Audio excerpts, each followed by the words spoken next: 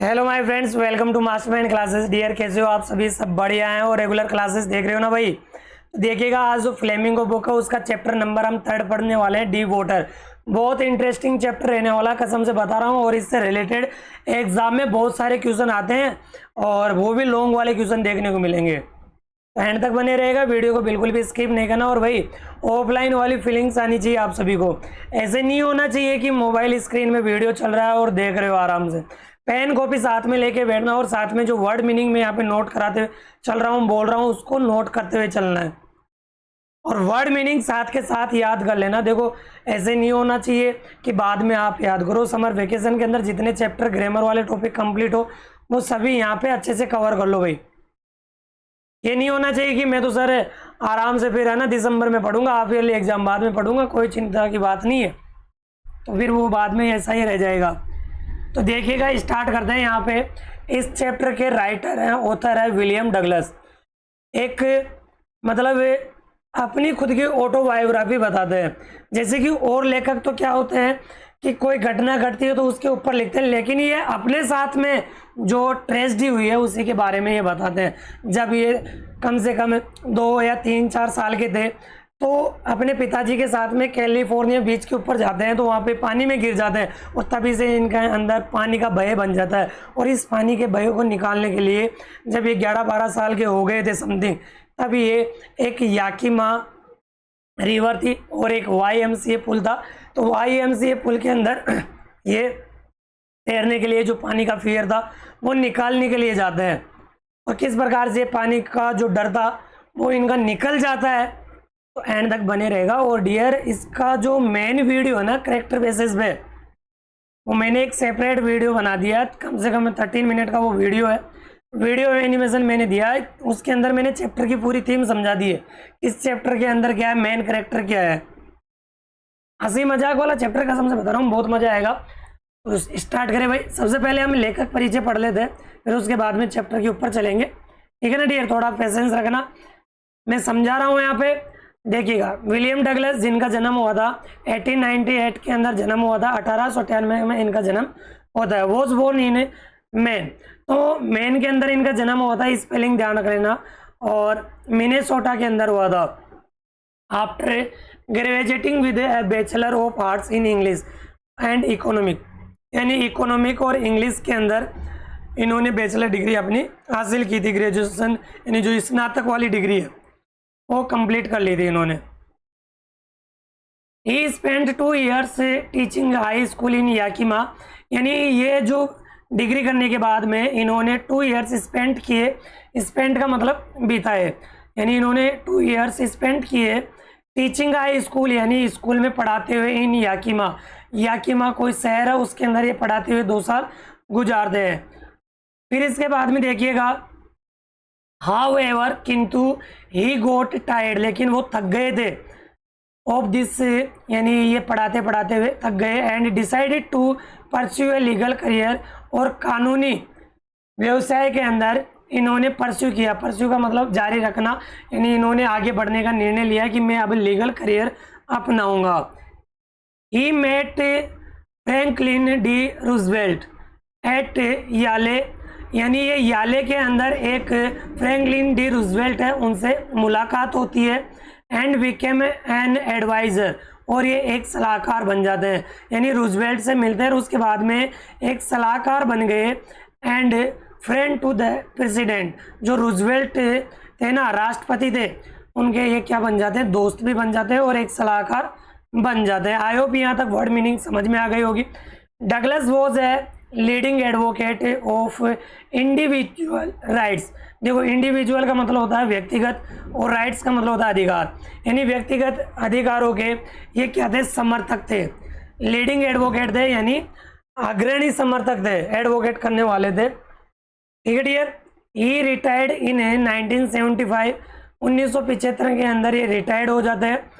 With a term lasting 36 year, लगभग 36 सालों तक इन्होंने अपना कार्यकाल निभाया था। And remains the longest serving justice in the history of the court, और न्यायालय के इतिहास में इतना लॉन्गेस्ट सर्विंग यानी इतना अच्छा कार्यकाल, इतना लंबा कार्यकाल और किसी का नहीं रहा था।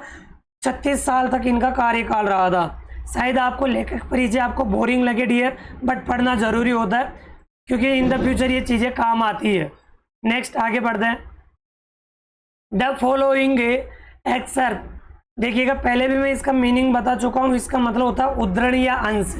तो फॉलोइंग एक्सर्प्ट यानी जो ये उद्धरण है या अंश है, is taken from of man and mountains by William O Douglas. तो ये किससे लिया गया है? ये जो अंश है वो लिया गया है of man and mountains by William O Douglas, यानी ये विलियम डगलस के द्वारा लिखी गई उसके जो उपन्यास है उसमें से लिया गया है। It reveals how as a young boy William Douglas nearly drowned in a swimming pool. It reveals, reveals का मतलब होता है प्रकट करना यानी उभारना। तो ये उभारती है या प्रकट करती है एक छोटे से लड़के विलियम डगलस की जो ड्रोवन इन है स्विमिंग पूल, यानी एक स्विमिंग पूल में डूबने से बच जाते हैं। ड्रोवन का मतलब होता है डूबना। फिर इसके बाद में देखिएगा आगे क्या है इसमें।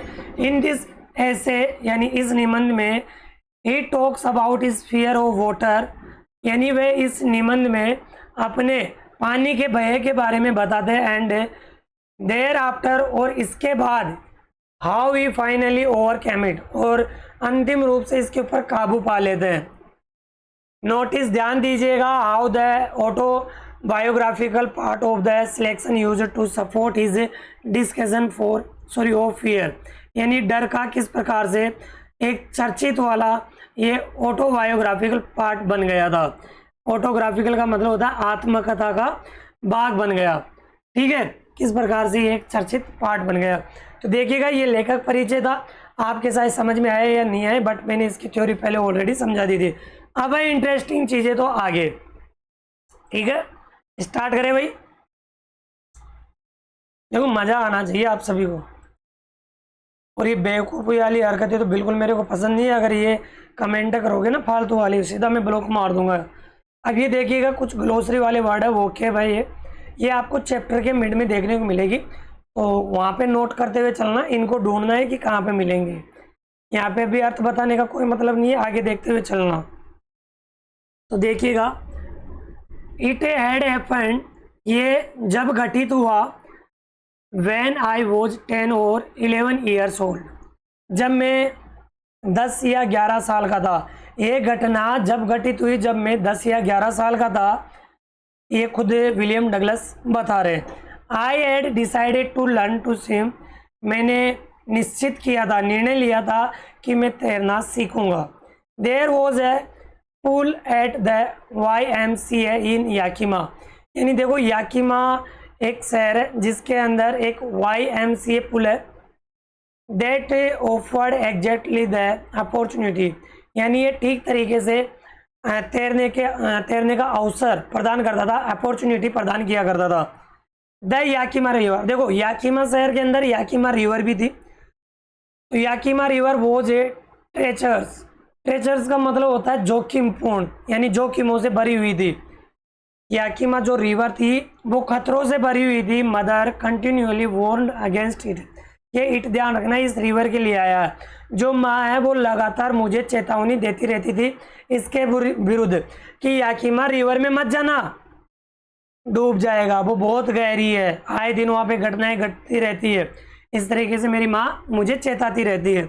And kept face in my mind, देखो केप्ट फेस इनका मतलब होता है इस चीज़ों से तरोताज़ा रखना, और मुझे मेरी माँ इन चीज़ों से ताज़ा रखती थी। In my mind the details of each drowning in the river, यानी रिवर के अंदर जो भी डूबने वाली घटना होती थी ना, उन सभी के बारे में मुझे बड़े तरीके से जागरूक रखा करती थी। बट द YMCA पुल वो सेफ, लेकिन जो YMCA पुल था ना वो बड़ा सेफ था। इसकी फुल फॉर्म भी आगे आपको देखने को मिलेगी YMCA पुल की, ठीक है ना डियर, समझ में आ रहा है? भाई समझ में आ रहा है ना, तो वीडियो को लाइक कर दीजिएगा और अपने 5 दोस्तों के पास वीडियो को शेयर ज़रूर करना है। अभी तो मैं ग्रामर वाला पोर्शन भी स्टार्ट करूँगा जल्दी, और भाई चैनल के ऊपर स्पोकन की क्लासेस हो रही है वो देख लीजिएगा। सुबह 9 बजे के समथिंग आपको क्लास देखने को मिलती है, तो ज्वाइन हो जाना। जिसको भी अगर क्वेश्चन आंसर बनाने में समस्या आ रही है, ट्रांसलेशन में समस्या आ रही है, वो यहाँ पे अवेलेबल है। इट वॉज ओनली 2 और 3 फीट डीप एट द सेलो। देखो सेलो का मतलब होता है उथला हुआ या उभरा हुआ, तो इट वॉज ओनली 2 और 3 फीट डीप, यानी 2 से 3 फीट गहरा था। देखो मैं एक पुल बनाता हूँ, आपने कभी देखा होगा जैसे कि ये पुल इस तरीके से होता है ना, ये सीढ़ी नुमा बनी हुई रहती है, या फिर इस तरीके से रहता है, इस तरीके से रहता होगा डियर, आप सब जानते होंगे, इस तरीके से पुल रहता है। तो जो स्टार्टिंग वाला उभरा हुआ स्थान था ये 2 या 3 फीट गहरा था, और फिर धीरे धीरे दैट ड्रॉप वॉज ग्रेजुअल, और फिर इसके बाद में धीरे धीरे गहरा था। यहाँ पे लाइन ड्रॉप हो गई। And while it was 9 feet deep at the other, और फिर लास्ट गहरा था 9 फीट, 9 फीट गहरा था, और धीरे धीरे वो यानी क्या होता जा रहा था, ग्रेजुअल यानी धीरे धीरे गहरा होना। तो I got a pair of water wings, यानी मैं एक जोड़ा, पेयर का मतलब होता है जोड़ा, और वाटर विंग्स पानी में तैरने वाले जो वाटर विंग्स होते हैं वो ले लेता हूँ। And went to the pool, और मैं पुल के ऊपर चला जाता हूँ, जो जलाशय था वहाँ चला गया। I hated to walk naked into it, देखो इट ये पुल के लिए आया है, तो आई एटेड टू वॉक यानी मैं नफरत किया करता था चलना, नेक्ड यानी नंगा होकर कपड़े उतार कर चलना मुझे बड़ा अजीब सा लगता था, मैं नफरत किया करता था कि मैं कैसे जाऊँ इसके अंदर, क्यों करता था। And so my skinny legs, क्योंकि मेरी जो स्किनी लेग्स थी ना, स्किनी लेग्स का मतलब होता है दुबली पतली, बेड वाली टांगे, बिल्कुल दुबली पतली सी टांगे थी, जिसकी वजह से मैं नफरत किया करता था कि मैं पानी में नहीं जाऊं तो ही अच्छा रहे। But I subdued my pride and did it, but I subdued my pride, जो मेरा गर्व था ना, जो प्राइड था, उसके ऊपर मैं सबड्यूड कर लेता हूँ। सबड्यूड का मतलब होता है डियर, जो ये आप देख रहे हो ना, इसका मतलब होता है काबू कर लेना। सबड्यूड का मतलब होता है काबू कर लेना, यानी मेरे जो गर्व था ना, घमंड था, उसके ऊपर मैं भाई साहब काबू कर लेता हूँ, नहीं मुझे बस सीखना है, एंड डिड इट, और मैंने ये किया, मैंने ये किया कि क्या किया, अरे मैं नफरत किया करता था, बट भाई साहब मैंने इसके ऊपर भाई सबड्यूड कर लिया और पानी के अंदर चला गया। और मेरे साथ में 2 पेयर यानी 1 पेयर था वाटर विंग्स का। आगे देखिएगा, फ्रॉम द बिगिनिंग यानी शुरुआत से, how ever I had an aversion, यानी शुरुआत से मैं नफरत किया करता था, एवर्जन का मतलब होता है नफरत, टू द वाटर यानी पानी से, मैं स्टार्टिंग से ही पानी से बड़ा नफरत किया करता था। When I was in it, जब मैं पानी में था। This started when I was 3 और 4 ईयर्स ओल्ड, यानी ये डर तब से पैदा हुआ था, तब से शुरू हुआ था जब से मैं 3 या 4 साल का था। जब मैं 3 या 4 साल का था ना, तब ये डर पैदा हुआ था मेरे अंदर। एंड अब देख लीजिएगा, ये रिवर है द याकीमा रिवर, ठीक है ना, ये डायग्राम देख लीजिएगा, ज्योग्राफी के अंदर भी आपके काम आएगा। ये याकीमा शहर है खुद, ठीक है ना, ये रिवर है। नेक्स्ट आगे देखिएगा, और ये याकीमा रिवर कहाँ है, वॉशिंगटन यूएसए के अंदर। And father took me to the beach in California, यानी कैलिफोर्निया के बीच के ऊपर मुझे लेके गए थे, जब मैं 3 या 4 साल का था ना, तब मेरे पिताजी मुझे लेके गए थे। He and I stood together in the surf, देखो सर्फ का मतलब क्या होता है, जाग, जो समुद्री जाग थे उनके अंदर मैं और मेरे पिताजी दोनों खड़े हुए थे। आई हंग ऑन टू हिम, यानी मैं उन्हें पकड़े हुए था। एट द वेव्स नॉक्ड मी, यानी जो वेव्स थी, लहरें थी, वो मुझे नॉक्ड करती है, मतलब टकराती है। देखो नॉक का मतलब खटखटाना भी होता है, और नॉक का मतलब यहाँ पे टकराना, मेरे से वो लहरें टकराई और नॉक्ड मी डाउन, और मुझे गिरा देती है। एंड स्वेप्ट ओवर मी, और मेरे ऊपर से निकल जाती है। देखो ओवर प्रीपोजिशन है, इसका मतलब है, देखिएगा ओवर और अबव दोनों में अंतर है। ओवर इसलिए है क्योंकि उस लड़के के ऊपर से फैल के गई है ना, और जब फैलने के केस में आए तो ओवर प्रीपोजिशन आता है। I was buried in water, और मैं पानी के अंदर बरीड हो गया, दफन गया। माई ब्रीथ वॉज गॉन, मेरी सांसें जा चुकी थी। आई वॉज फ्राइटेंड, में डरा हुआ था। फादर लाफ्ड, लाफड़ नहीं बोलना है, लाफ्ट होता है। मेरे पिताजी हंसे। But there was a terror, terror यानी आतंक, भय, डर in my heart at the overpowering force of the waves. लेकिन जो ये डर था वो मेरे हृदय के अंदर बैठ जाता है। उन जो लहरों का डर था ना, जो वेव्स थी, उनका डर मेरे हृदय के अंदर बैठ जाता है और इनसे मैं जल्दी से उबर नहीं पाता हूँ। तो ये था इसका इंट्रोडक्शन। यहाँ तक कोई समस्या तकलीफ किसी को है क्या? मेरे लाल, मेरे पीले, मेरे गुलाबी, मेरे रसगुल्ले, कोई समस्या तकलीफ हो तो बता दे जल्दी से। कोई वर्ड मीनिंग में देख समझ में आ रहा ना तो हाँ करना, ना बाकी झूठी हाँ तो करना ही नहीं है। मेरे पास आए हो, अच्छे से पढ़ाऊंगा, कसम से बता रहा हूँ। चाहे तो तुम प्रीवियस ईयर वाले जो स्टूडेंट्स है उनसे पूछ लेना एक बार, ठीक है? आगे बढ़ते हैं, थोड़ा पानी आनी पी लेते हैं।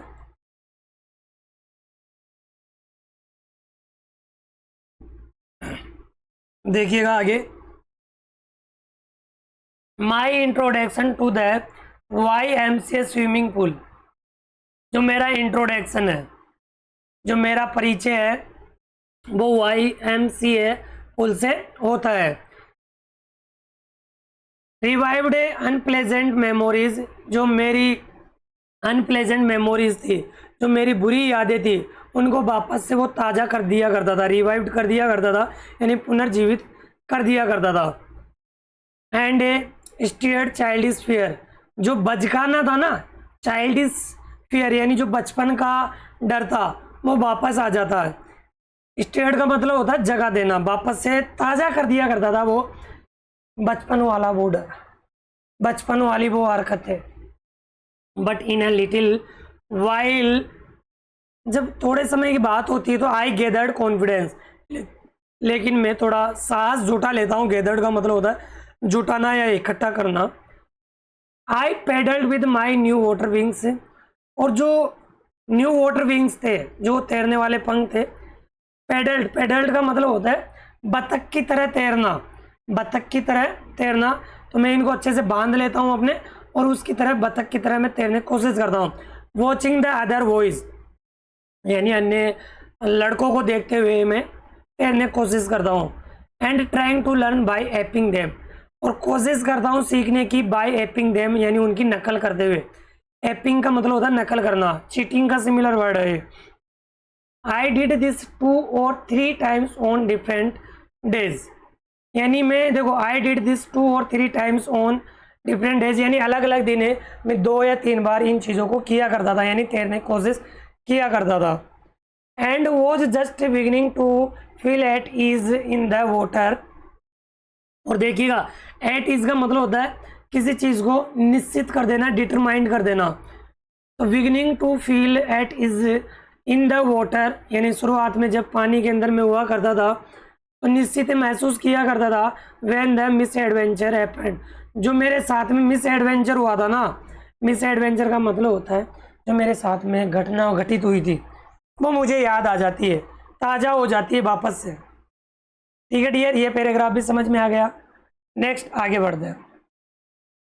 नेक्स्ट देखिएगा, I went to the pool, I went to the pool यानी मैं जलाशय में गया।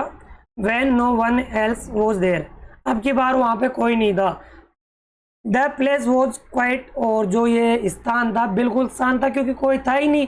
और जब मैं कभी भी तैरने के लिए जाया करता था तो वहाँ पे और भी लड़के हुआ करते थे, तो मैं उनको देखकर तैर लिया करता था, और जब डूबने के हालात में होता था तो वो मुझे बचा लिया करते थे।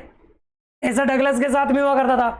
बट एक दिन क्या हुआ कि जब मैं पुल के ऊपर गया तो वहाँ पे कोई था ही नहीं, कोई था ही नहीं। तो मैं इंतज़ार करने लग गया कि और कोई आएगा तब उनके साथ में तैरेंगे। द वाटर वॉज स्टिल, पानी बिल्कुल शांत था। And the tiled bottom was as white and clean as a bath tub, जैसे कि बाथ टब होता है ना, जो नहाने का टब होता है बड़े बड़े मकानों में, जो वैसा फैसिलिटीज से रहते हैं। बाथ टब देखा होगा फिल्मों में, सीरियल में तो देखा ही होगा जी, हाँ। तो जैसे कि उस बिल्कुल जो उसका बॉटम था ना, जो तल था, उसकी टाइल दिखाई दे रही थी एज वाइट, बिल्कुल सफेद सी और क्लीन सी, एक बाथ टब की तरह। आई वॉज टिम्ड, टिम्ड का मतलब होता है डरा हुआ था, अबाउट गोइंग इन एलोन, यानी अकेले जाने से मैं डरा हुआ था। So I sat on the side of the pool, और इसलिए मैं पुल के किनारे बैठ गया। टू वेट फॉर अदर्स, यानी अन्य लड़कों का वेट करने के लिए मैं वहां पे बैठ जाता हूँ। तुम में से कई प्राणी है जो अभी कुछ और अलग सोच रहे होंगे, है ना, दिमाग में खलबली आती तुम्हारे। I had not been there long, I had not been there long, यानी मैं वहाँ पे लंबे समय से नहीं था, ज़्यादा लंबा समय नहीं हुआ था। When in came a big bruiser of a boy, एक ब्रूस्टर बॉय आ गया। ब्रूस्टर का मतलब होता है मुक्केबाज, है ना, हट्टा कट्टा इंसान आता है, यानी ज़्यादा लंबा समय नहीं हुआ था। एक लंबा सा लड़का आता वहाँ पे मुक्केबाज वाला, प्रोबेबली शायद 18 ईयर्स ओल्ड, लगभग 18 साल का था। He had thick hair on his chest, यानी उसकी छाती के ऊपर घने बाल थे। थिक हेयर का मतलब घने बाल थे। He was a beautiful physical specimen, यानी वह एक सुंदर सुडोल सा नमूना था। स्पेसिमेन का मतलब होता है बिल्कुल सुडोल सा, हष्ट पुष्ट लड़का था। फिजिकल का मतलब होता है शारीरिक। अब तुम बोलोगे सर लड़के के लिए ब्यूटीफुल क्यों आया, ये तो मैं भी सोच रहा हूँ क्यों आया, लेकिन ये उसकी सुंदरता के लिए आया है ना, स्पेसिमेन के लिए, उसके शरीर के लिए, ठीक है ना, तो शायद उस वजह से आया हो। With legs and arms that showed rippling muscles, rippling का मतलब है उभरी हुई। जैसे कि आपने देखा होगा कि कोई जिम वगैरह जाता है तो उनकी नसें ऐसे फूल कर बाहर से आ जाती है, सुडोल सी बन जाती है। तो जो उसकी लेग्स और जो आर्म्स थी, दैट शोड रिपलिंग मसल्स, उसकी भुजाओं से, लेग से रिपलिंग मसल्स दिखाई दे रही थी। मसल्स का मतलब होता है मांसपेशियां। ही येल्ड, वह चिल्लाया, हाय स्किनी, और दुबले पतले, how how would you like to be ducked, तुम्हें कैसा लगेगा जब मैं तुझे डुबा दूं। देखो ये वुड है, ध्यान रखना, डिड नहीं है। हाउ वुड यू लाइक, अरे तुझे कैसा लगेगा जब मैं तेरे को पानी में डक्ट कर दूं। डक्ट का मतलब होता है डुबो देना। अरे भाई तेरे को कैसा लगेगा दुबले पतले, है ना, थोड़ा खा पी लिया करो रे। ये सामने वाली लड़की जो बैठी है तो भी खा लिया कर ऑफलाइन के अंदर, जैसे कि ऐसी मजाक के साथ में पढ़ा देना, वैसे तुम्हें भी मजा आना चाहिए, है ना। आगे बढ़ते हैं, अब आगे देखिएगा। With that he picked me up and toast me into the deep and, देखो विद दैट ही पिक्ड मी, फिर उसने मुझे पिक्ड कर लिया यानी उठाया, अप यानी ऊपर, एंड टोस्ट मी और उछाला। टोस्ट का मतलब होता है उछालना। इसके बाद में इनटू द डीप एंड, जो गहरा पानी था उसके अंदर फेंक देता है। I landed in A sitting position, और भाई साहब मैं उस पानी की सतह पर ऐसे गिरा, जो सिटिंग वाली पोजीशन थी ना भाई, मैं तो बैठा हुआ था, है ना, सिटिंग वाली पोजीशन थी, उसी के अंदर मेरे को उठाता, उछालता, धड़ाम से पानी में फेंक देता है। हो गया मेरा कल्याण। Swell out water, swell out का मतलब होता है निकल जाना, मैं पानी निकल गया। And went at once to the bottom, और एक बार के लिए मैं पानी के तल में चला गया। Went at once to the bottom यानी पानी के तल की तरफ चल दिया। आई वॉज फ्राइटेंड, मैं डरा हुआ था, but not yet frightened out of my wits, but not yet frightened, लेकिन जो मेरा डर था, देखो फ्राइटेंड का मतलब होता है डर होना, लेकिन जो डर था देखो आगे, इतना सॉरी, किंतु इतना डरा हुआ था, बट नॉट का मतलब होता है किंतु इतना डरा हुआ था आउट ऑफ माई विट्स, यानी ऐसा लग रहा था कि ये सारी चीज़ें मेरे बाहर निकलने वाली हो। On the way down I plan, यानी जब मैं डूबने जा रहा था, नीचे की तरफ जा रहा था, तो मैंने एक प्लान बनाया, योजना बनाई।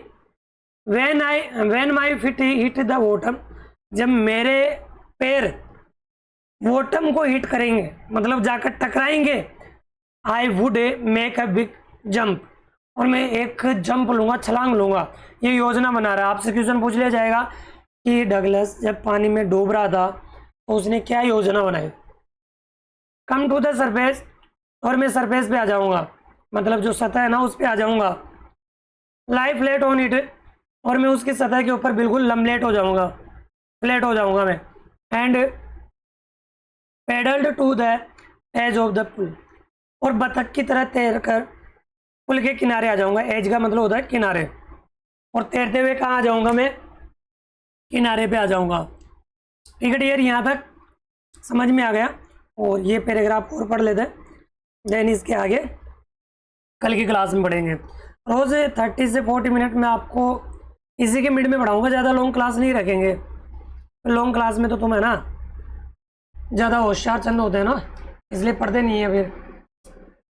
It seemed a long way down, मुझे ये जो जर्नी थी ना पानी में डूबने वाली बहुत लंबी लगी, सच बता रहा हूँ। ये जो तैरने वाली थी ना, मैं तो भाई प्लान बना रहा था कि नीचे जाऊंगा, हिट करूंगा, तैर के जंप लगाकर ऊपर आ जाऊंगा, सरफेस पे लम्बलेट हो जाऊंगा।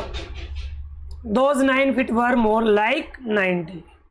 ध्यान रखना, ये जो लाइक है ना तुलना करने के लिए आता है, पसंद करने के लिए नहीं है। लेकिन जो 9 फीट थी वो 90 फीट के बराबर लगती है। And before I touched bottom my lungs were ready to burst.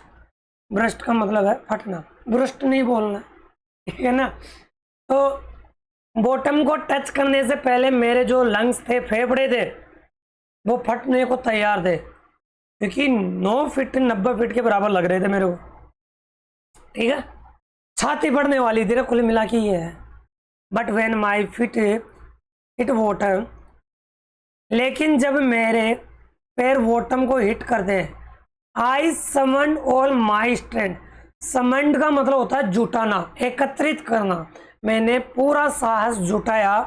And made what I thought, मैंने सोचा, was a great spring upward. मैंने सोचा था कि मैं एक ग्रेट स्प्रिंग अपवर्ड की तरफ लगाऊंगा, यानी एक बहुत बड़ी छलांग ऊपर की ओर लगाऊंगा। स्प्रिंग का मतलब होता है छलांग लगाना। आई इमेजिन, मैंने कल्पना की थी, I would bob to the surface like a cork, कि मैं एक कॉर्क की भांति तैरकर सरफेस पे आ जाऊंगा, सतह पर आ जाऊंगा। क्या बोला ये कि भाई इसने इमेजिन किया था ना कि मैं एक कॉर्क की भांति तैरकर कहाँ पे आ जाऊंगा, सरफेस पे आ जाऊंगा। ठीक है, नेक्स्ट आगे बढ़े। कोई दिक्कत है?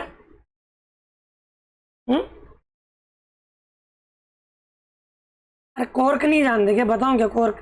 जैसे बोतल के ढक्कन पे आपने देखा होगा, वो वाइट वाइट सा अंदर सा लगा रहता है, उसमें देखना कभी, ढक्कन के अंदर वाइट वाइट सा लगा रहता है, उसको बोला जाता है कॉर्क। उसकी तरह मैं तैर के आ जाऊंगा। इंस्टेड, इसके बजाय, इंस्टेड का मतलब होता है के बजाय। अरे भाई मैं तो सोच रहा था उसकी तरह आ जाऊंगा, लेकिन इसके बजाय आई केम अप स्लोली, मैं धीरे धीरे ऊपर आया। आई ओपन माई आईज, और मैंने अपनी आंखों को ओपन किया। And so nothing but water, लेकिन पानी के अलावा कुछ भी दिखाई नहीं दिया। जैसे मैं भाई साहब खोला ना आके, तो मुझे कुछ दिखाई नहीं दिया पानी के अलावा। और water that had a dirty yellow tinge to it, लेकिन जो पानी था ना वो बिल्कुल डर्टी येलो था, बिल्कुल पीलापन वाला पानी था। जैसे कि बारिश में तालाब में पानी भर जाता ना, थोड़ा येलोइश होता है, तो उस तरीके का पानी था वो, गंदा सा पानी है ना, भद्दा सा पीलापन वाला। टिंजी का मतलब होता है गंदा। ये इस लोस्ट स्प्रिंग के अंदर भी आई थी स्पेलिंग। आई ग्रू पैनिकी, और मैंने थोड़ा सा पैनिकी सा महसूस किया, दर्द सा महसूस किया। आगे देखिएगा।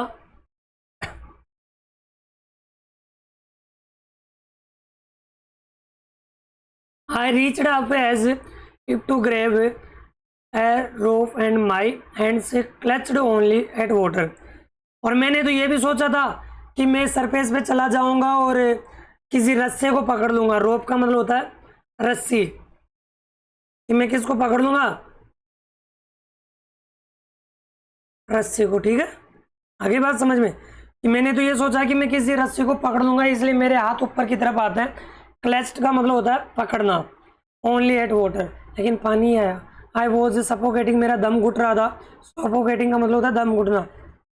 आई ट्राइड टू यल, मैंने चिल्लाने की कोशिश की but no sound came out, लेकिन कोई साउंड बाहर ही नहीं आई।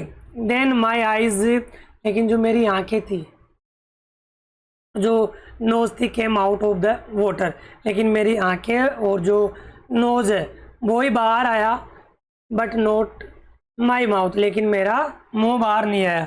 अरे नाक और आंखें ही बाहर आई, साथ में सिर भी बाहर आया था, ध्यान रखना है ना, लेकिन जो मुंह था वो नहीं आया। तो आई होप यहाँ तक तो समझ में आ गया होगा आपको अच्छे से, क्लियर है डियर? कोई समस्या तकलीफ किसी को? अभी चैप्टर लूँगा कल के क्लास में, जहाँ तक है कि इसको हम कंप्लीट कर लें, कोशिश रहेगी कंप्लीट करवाने की, बट आज के लिए इतना ही, है ना। खूब पढ़ लिए, इसको रिवाइज करके आना, वर्ड मीनिंग याद करके आना, और अगर वर्ड मीनिंग याद नहीं करे ना तो भाई साहब मैं तो सच बोल रहा हूँ, मुर्गा बना दूंगा घर बैठे। मुर्गे बनाने के लिए मैं, है ना, मेरे पास में एक ऐसी टेक्निक भी है, यहाँ से तीर मारूंगा और सीधा वहाँ पे आके लगेगा तुम्हारे। तो पढ़ लेना, ऑफलाइन वाली फीलिंग्स होनी चाहिए, थोड़ा कॉन्फिडेंस होना चाहिए कि हाँ तुम कर सकते हो, और फिर तुम्हारी इच्छा है तुम पढ़ो या नहीं पढ़ो, ठीक है। और कुछ समस्या कोई तुम्हारे मन की है? हाँ भाई, तुम्हारे मन में कोई सवाल उठ रहे हो तो पूछ लो एक बार, कमेंट देख रहा हूँ मैं बैठे बैठे। है किसी के मन में कोई सवाल हो तो पूछ लो एक बार।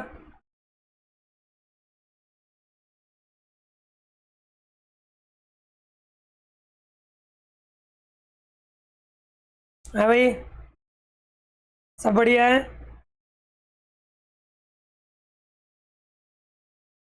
चलो जी भाई, नेक्स्ट वीडियो में मिलेंगे, है ना। तब तक के लिए बाय बाय, टेक केयर।